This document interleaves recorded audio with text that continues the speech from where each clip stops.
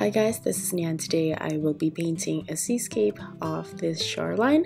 I've never painted water before and I tried to figure out a pattern that I could just repeat to create the water texture, so the process could work as brush and water control exercise for beginners as well. Before I begin to paint, I'm just going to mask all of the sides. I'm using my sketchbook here, but you can also use any loose watercolor paper. The size of my paper is A5, but you can create a larger or a smaller painting too. For this painting, I'm just going to use my Pentel watercolors, and I'm going to start by creating a light sand color, which I use a mixture of yellow ochre, red purple, and Naples yellow. And as for the color of the water, I used a mixture of sky blue and Viridian. I'm just going to paint a gradient with these two colors, and here I'm using my largest flat brush. I'm only going to paint a light consistency to get a light base color, and to paint the gradient I'm just going to start with either one of the color first. I want the blue to be placed at the top and the sand color to be placed at the bottom, so I start by painting one side first. Then once I reached around the middle of the page, I switch to the other color and I paint it on the opposite end until it meets the middle, and then I try to blend the two colors together. Once I've painted both of the colors, I figured that it was a little bit too light, so I ended up adding a little bit more of the color on the opposite ends just so they become lighter as it comes towards the middle. And once I'm done, I'm just going to hair dry this so it's completely dry before I move on to the next step.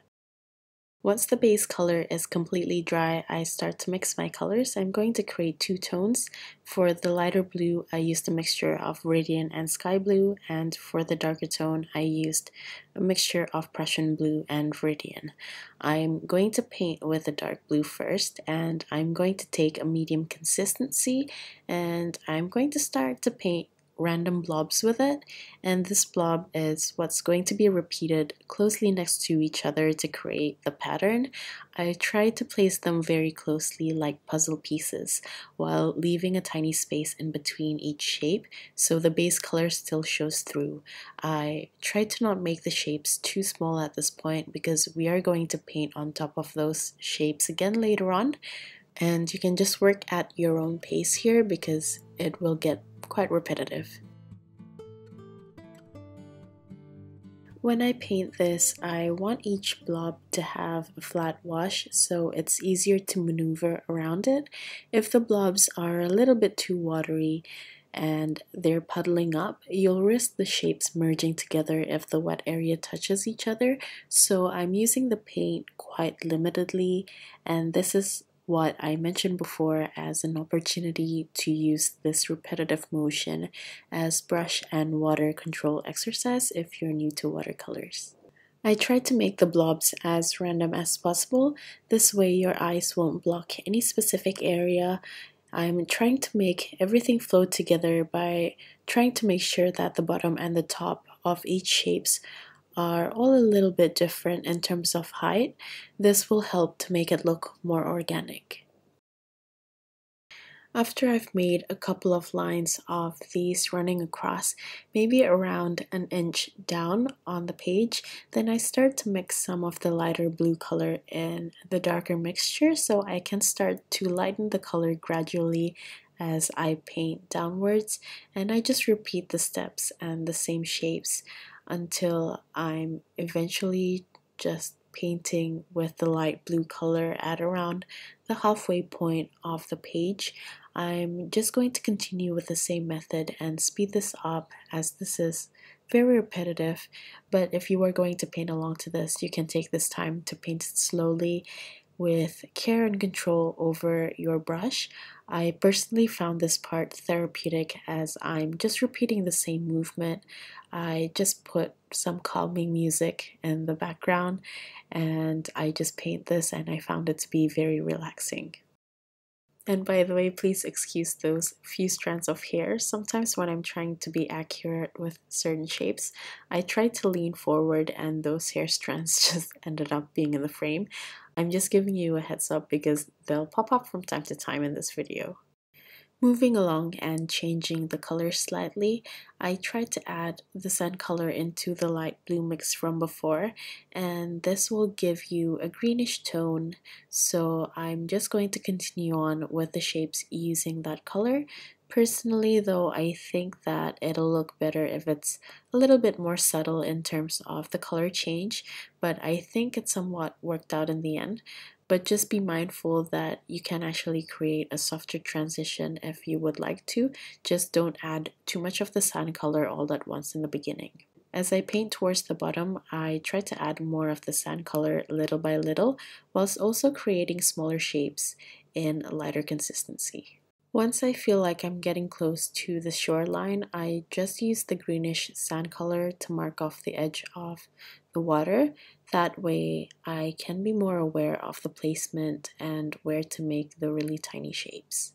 So getting close to the edge, I just ended up painting a light wash to blend the shapes slightly, and I think that it gives a softer look as the shapes are slowly mixing in with the seafoam. Moving on to the next step now, I'm going to mix a dark blue tone again by using a mixture of Prussian blue and Viridian just like before, but this time I'm making a thicker consistency and I'm going to paint on top of the previous shapes. So this is the second layer and I'm going to treat each shape as an area to place more random shapes where I try to connect them to the other shapes. So basically I'm making like a double exposure on those shapes, and this will make the water look more reflective. Each time as I paint towards the bottom, I'll keep changing the color to adjust to the base color.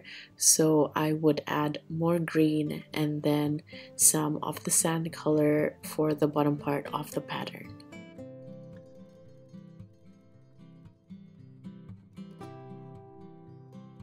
So here I decided to add some yellow, green, and sky blue into the dark blue mix to lighten it up a bit. Don't forget to use a slightly thicker consistency than the base color, or else the pattern won't show through as much.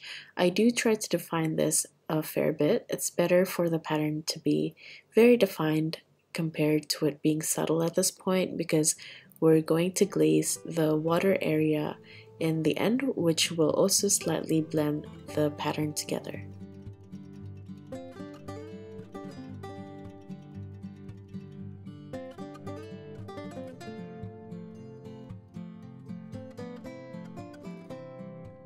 Hopefully by now you are able to see more of a reflective water pattern, and basically if those shapes still look quite large, you can actually add on a third layer on this, which will make the pattern even more convincing.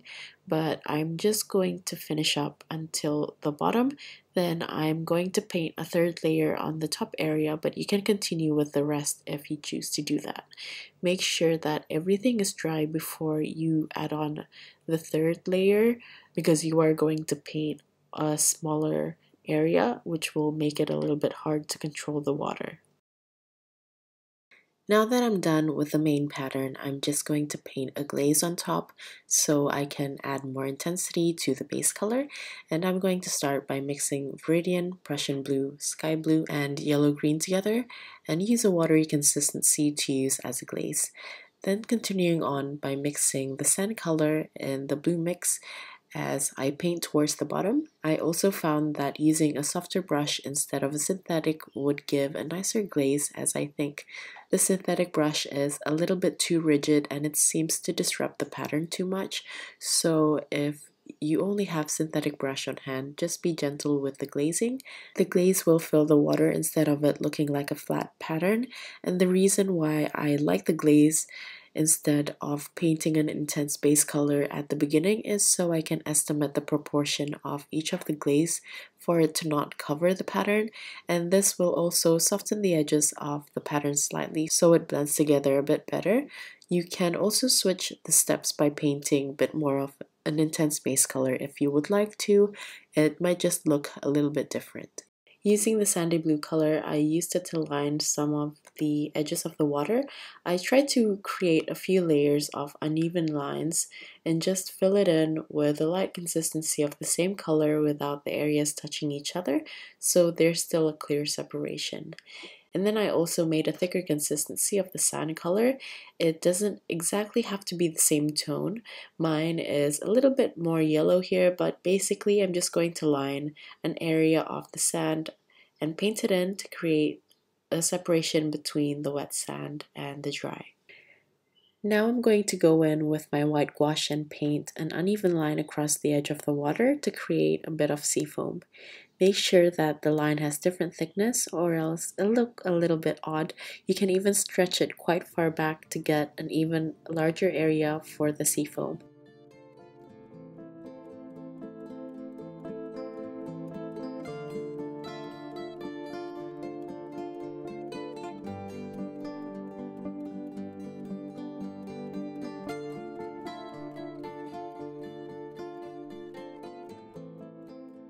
Then I go in and use the blue sand color from before and line the bottom of the white area to create a shadow between the sea foam and the sand, and this will help give a little bit of body or volume to the sea foam instead of it being completely flat.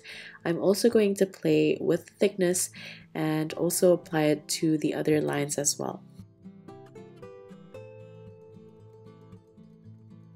Then using the same sand color, I painted small random dots on the white area to create the bubbly texture, but I think I went a little bit too dark on my colors, so if you are going to paint this, make sure that the consistency and the color is slightly lighter than this, so the texture looks more subtle, and I'm just going to apply this to the whole white area. At the end, I also painted over some of the dots with a light consistency white gouache, so the dots are not as defined, and using the white again, I'm going to add thinner water lines at the bottom. And of course, I also added the subtle shadow below the white line.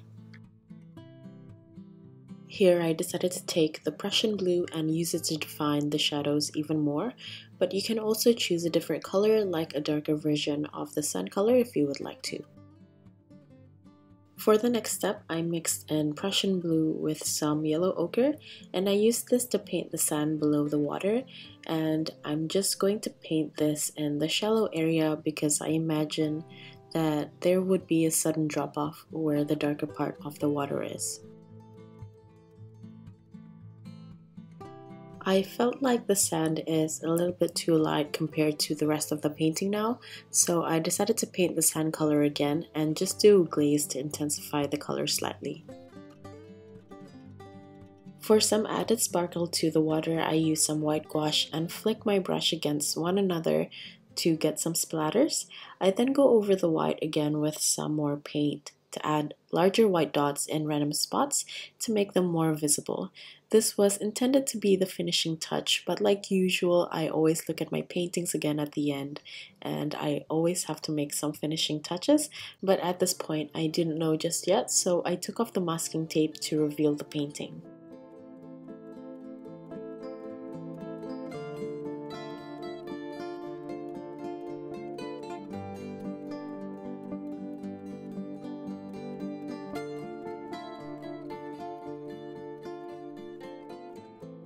And then straight after, I had the thought of adding a starfish, so I just lightly sketched out the star shape with my pencil, then colored the starfish using an orange color with some red dots at the top center, following the tips of the starfish, and then I also added a bluish shadow around the side to suit the shadow from the sea foam.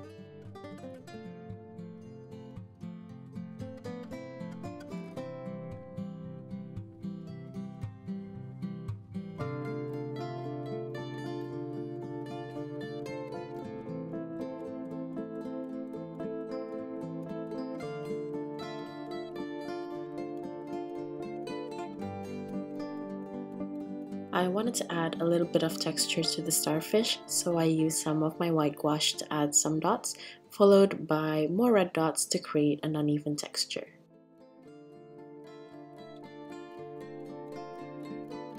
and it's finally done. This did take quite a while to finish because of the water pattern, but you can always take breaks in between because it doesn't really rely on any wet on wet techniques, so you can stop and take a break whenever you feel like without disrupting the painting.